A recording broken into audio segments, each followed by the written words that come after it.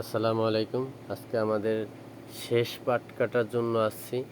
এই বইটা ছিল সম্পূর্ণ বই হলো ১ বিঘে। তো ১ বিঘে বই আজকে আমরা ১৩ জন আসছি। কেটে বিলে নিয়ে যাবো, বিলে জাগ দিব আর কি পাট।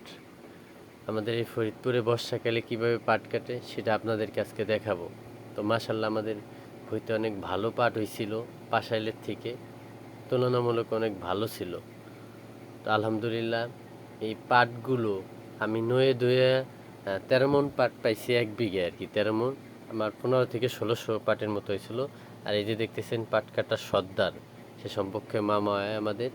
তো বললাম যে মামা আমার লোক লাগবে, তো ১৩ জন লোক আসছে। আমাদের এই বর্ষাকালে ফরিদপুরে আলহামদুলিল্লাহ কাজের অভাব থাকে না। তো আমি হলো যে সময় এই লোকজন নিয়েছিলাম সেই সময় মূল্য ছিল সকাল ৭টা থেকে ১২টা পর্যন্ত ৮০০ টাকা। একবেলা একবেলা বদলা বলেন, কিষান বলেন বা বেগার বলেন, ৮০০ টাকা ছিল।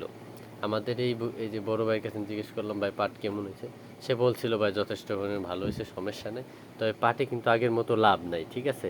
পাটে আগের মতো লাভ নাই, শুধু খরচ ওঠে।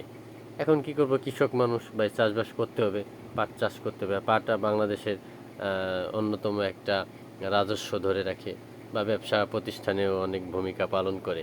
তো সেক্ষেত্রে কৃষক আমরা মানুষ, পাট চাষ করতেই হবে।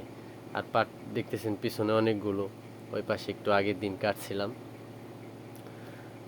তো আমাদের ফরিদপুরে পাট এবং পেঁয়াজে ভরপুর। আমাদের বাড়ি কিন্তু ফরিদপুর।